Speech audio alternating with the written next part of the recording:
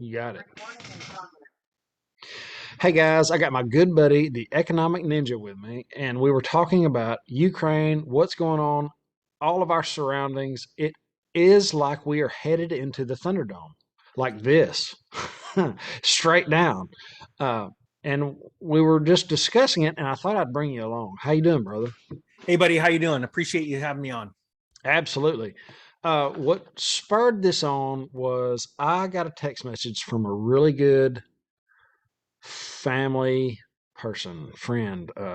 They're really close to me. And I would trust anything he said. And I don't know where he got this information from, but I'm going to read it to you right now because you're my people, and that's what this channel is about, is community. It says preparedness warning. Just received DHS warning via work. Here are the points sharing and you should take serious if you are not already preparing. Basic food, water, storage, full and available. Preparedness supplies available. Cash, ATMs, card readers may become disabled. Do not let vehicles go low on fuel. Fill backup tanks. Ensure your family has enough emergency plans. Make copies of important documents. Copy and securely back up important data. There are other things that should also consider for preparation, but this is the list distributed to 2422. A buddy just sent me this. I'd go more into it, but I don't know if I should. And you can take that with a grain of salt. I don't know where it came from. I just know I trust the guy that sent it to me. And we are officially in the Thunderdome. So let me throw something in, Chris, on that. First off, everything in that text is just logical things, very logical steps. When a storm is approaching, a real storm, a hurricane, a tsunami, anything like that, those are logical steps you take, right? Especially when you know it's coming. The truth is, the facts are, what we saw last week in Canada were pretty crazy, pretty wild. And if people had their fuel tanks filled up, they had some money outside of the bank, they had some preparations, they would have been just fine. Nothing would have happened to them. The facts are, tensions are rising at a pace that is unbelievable. There are so many millennials and younger people that didn't live through Desert Storm, different stock market corrections, things like that.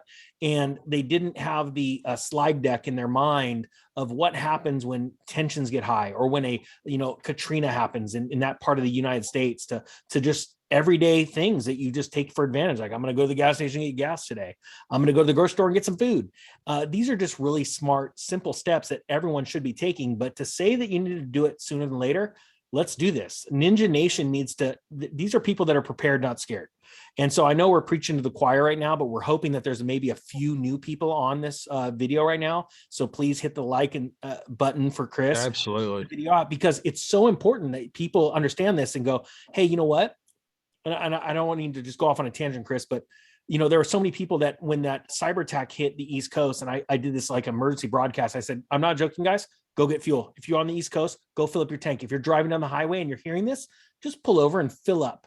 And so many people emailed me and thanked me. And they said, literally within 3 days, my entire town had no gas. This is not a joke. It could be nothing, but let's say it's nothing and you got prepared. Well, guess what? You're still going to eat. You're still going to use gas. So we're good to go. Either way, if you're prepared, you're good to go. Right. A lot of people didn't learn anything from the coronavirus. The grocery stores are empty. The toilet paper was gone. And when we made it through that, well, I thought right then, that was my wake up. I was like, okay, I need to get prepared for this again. I don't want to be caught like this again. So I bought some food, and I keep buying food, and I just put it on the back and I eat off the front. And you just keep putting it on the back and eating off the front. And if you got, a year's worth of food and it doesn't go bad, there's things we can do, huh? Sorry, they can't see when I do the little thumbs. We're doing this live, or not live, but no editing. One of my business partners, the president of one of my companies, and he, when the coronavirus came through, we would sit on our tailgate at Costco, and it was sort of fun. We just sit back and watch the line of people that were wrapped around the corner, literally to buy toilet paper. And me and him, him and I, we had already bought ours. And so we just sat back and it was sort of fun. We'd have some Costco pizza and chow down and watch the line. And it was a great life lesson for us, our business lesson. You know, we had prepared for that. We weren't scared, but we were studying the psychology of the average individual that is like the last to the show, the last to find out. And what's crazy is we've been talking about market cycles and economic crash that's been going on, that's already happened, right? It's just the day of reckoning, the day that everyone runs down to the bank and like banging on the doors, like we see the famous videos of the Great Depression. That hasn't happened yet, but it's coming very soon. And there's going to be people like Ninja Nation that's sitting on the tailgate, just sitting back, watching them bang on the doors, and they're going, I wonder what their house is like, because I'm going to buy it. And I don't mean to be, cavalier, nonchalant about this. This is reality. And what I want is the elite have always done this for decades. They've been ready for a crisis, right, and they've taken advantage of it. You and I just want to get 1 million people to take advantage of this next crisis. Absolutely. I was on my way home and I've been wondering if a new bird flu or some kind of whooped up virus was going to get here before the cyber attack. I didn't know which one was going to get here. And there's a lot of talk about a cyber attack now. And on my way home, I've got about an hour to drive, and I was listening to all the news, catching up. And I was so glad when I started hearing about cyber this and cyber that, and you got that text and get your money out of the bank, all this kind of stuff. I was so glad I had gold and silver. It's such a cushion. It's such a nice, around volatile war times, it always does good. Yeah, Can you hear it? Now it sounds amazing when you drop it on the floor like that, Chris. But that was somebody else's. I gave that away. Be serious. We're buddies, so I can joke around with you. But but the thing is, the facts are, you're not going to want to get rid of that gold and silver. Look at what happened last night. The price spikes, right? Do you want to just give it away at that price? No, because you know the fundamentals of gold and silver. You know that if more of a panic ensues, it will be worth more tomorrow. So you're actually going to stretch yourself. A lot of people, and we've had this issue before with other YouTubers, they couldn't understand what I was saying. And I'm going to make this clear right now so the whole world can understand. I personally do not believe that there is enough physical silver on this earth to make a physical, I'm going to have to say this very slowly because some people can't get this through their heads, a physical silver standard. There's not enough of it. If you look at the World Mining Council, they say they figured about if you separated all the silver available right now on Earth above ground supply, it would equate to 1/10 of 1 ounce per human being. That's not enough to have a physical currency, right? It doesn't matter what the price is. Well, that's why they created fiat, That's right. And you're absolutely right, Chris, when you say, I feel good, because it's not like you're going to turn around and go use it tomorrow and barter. Because to be honest with you, 9 out of 10 people are going to look at you and go, what's that? What am I going to do with it? I can't melt it down. People have no idea what it is. But the people that do know, and the smart money knows, the value is going up. And it's just starting that run. Yes, you could back money with physical silver, but the facts are you can't have a physical silver currency anymore because there's simply not enough. And I think it's very poignant for you to say that. It makes you feel good, right? Why? Because you did something before the price started rising. You were buying silver. I mean, do you remember what was your best silver purchase you ever made? Oh man, I don't know. I couldn't tell you.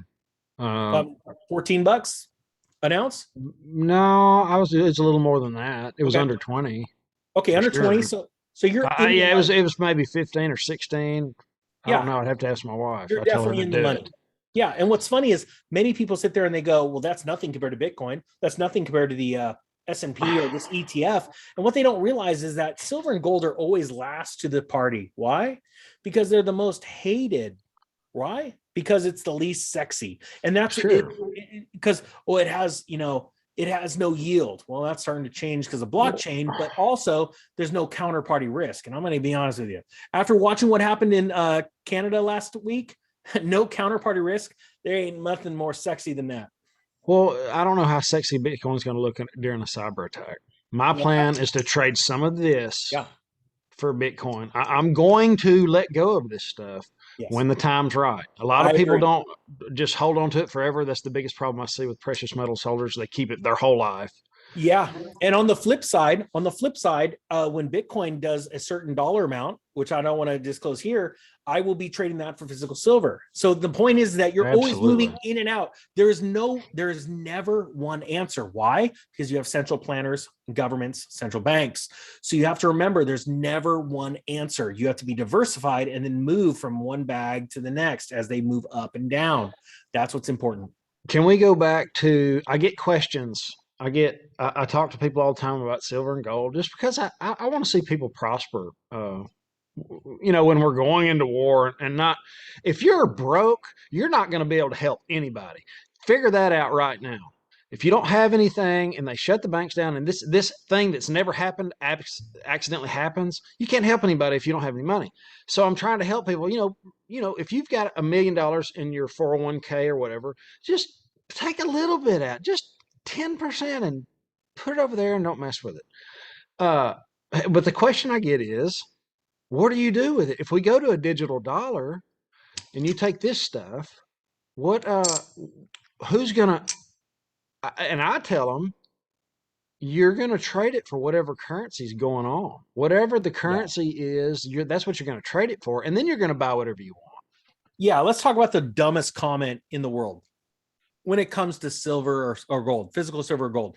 This is the dumbest comment in the world. Well, I can't put gas in my tank with it, or I can't put it in my gas tank. And I go, cool. I'm going to give you a $20 bill. If you will shove this $1 bill right down the pie hole of your car right there and just shove it right down there, take a ramrod, shove it right down in your gas can or gas tank. I'm going to give you this $20 bill. And they'll look at me like I'm dumb. And well, the honest truth is you can't put dollars in your gas tank. The facts are you're used to the gas station taking your dollars. So I'll give you an example. You probably have a retirement. The same Giacomo that told me that probably has a retirement or a stock account somewhere. And I go, well, can you put your stock in the gas tank? No, you can't. Hey, the same guy's probably got a piece of real estate. Hey, can you take your house and like blend it into a blender and put it in there? No, you can't. What you would do is if you needed fuel, you would need to sell something for the currency accepted. So I could care less what people say. 9 out of 10 people are so uneducated when it comes to precious metals. And I apologize for my candor or my sarcasm, but sometimes you just got to get a little real with people and go smack them around and go, hey, are you awake? I don't think you realize Yeah. this. Silver and gold have done a lot better if you had held that rather than the dollars in your bank account in the last 2 years. I don't know if you've been paying attention, or if you want to go back 20 years, gold has outperformed the stock market. And most people are like, huh? Yeah, it's actually true. So the truth is, it's what you're holding. What value do you have? And I think value exchange is something that very few people know anything about. We said we were going to tell everybody about our meetup March 5th in Dallas. Yeah, we really waited till the end for that. That's okay Okay. because it's going to be awesome. I'm not editing anything. So it's right now. I want to see Yes. y'all there. You're going to be around the best group of people you've ever met, and we're going to Yeah. have drinks and food, and it's going to be a fun time. And I'll leave the description. I'll leave the link in the description below. And if Yeah. you want some of this stuff, Miles Franklin is having a special on kangaroos, Australian kangaroos, for $3.99 over spot. I don't know if they're sold out. It's flying off the shelf like crazy because everybody gets interested in precious metals in war times. It's crazy. I have to say war times now. Yeah, so let me add to that too, because what we're seeing in the silver and gold industry right now is the times for delivery is expanding out, and it blows me away. You can order something on Amazon right now because of supply chain.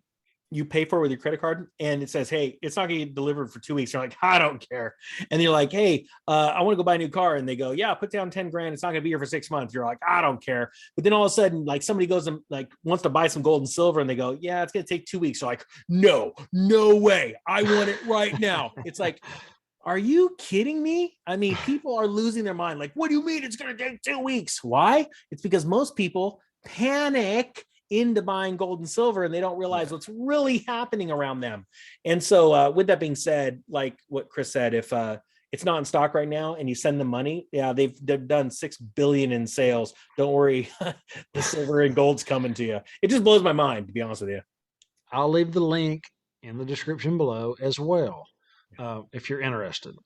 And if you're not, you can wait till it starts going up to buy it. That's what everybody else does. It takes a special person to be a contrarian. It really does. When It things sure. are really bad, it's crazy. When the war's going on and I'm on my way home and everything looks so gloomy, I'm thinking, I wonder what the price of Bitcoin is. Is silver dipped? That's the way you have to start training yourself when there's blood in the streets and it looks awful. Well, check this out. I did a live stream the other day. It was an awesome live stream because it had just been announced that Russia had moved into Ukraine, and Bitcoin was down 9%, yet gold and silver were both up. And I said, guys, this is it. You've been told for 3 years that gold is an inflation hedge and it's a hedge against uncertainty. That is not the case. The truth is, and I love crypto, I really like it. But the facts are, it's seriously institutionalized right now. And gold did its job yesterday. Now, check this out. On the flip side, Dow was down 700 points. I don't remember what, 2.5%, let's say, in the morning. Bitcoin was down 7.5%. Gold and silver were up. By the end of the day, both Bitcoin and the Dow finished positive, gold and silver down. So a lot of people would say, oh man, I don't want gold and silver. This is not, I'm like, you don't get it. These are totally inversely correlated. So if you want to be exposed to both sides, yes, have some crypto, have some stocks. On the long term, I believe blockchain is going to win. People are going to understand, but very few people will still own Bitcoin when it's $1 million, $2 million. By then, they will have already bought their Lambos and their mansions, and the banks will have their Bitcoin. So Bitcoin will be, multi-million, and the banks will own it. It will be perfect money with imperfect people owning it. Yeah, I completely agree. Yeah. Well, brother, I hope we covered everything. Not everything, but we're going to talk after this, though, right? This thing's dragging on for a minute. Well, look, guys, I thank you for watching. I really appreciate you coming on with me, Ninja. Yeah, absolutely. Thank you so much for having me. Y'all have an awesome day. I will see you tomorrow. See you guys.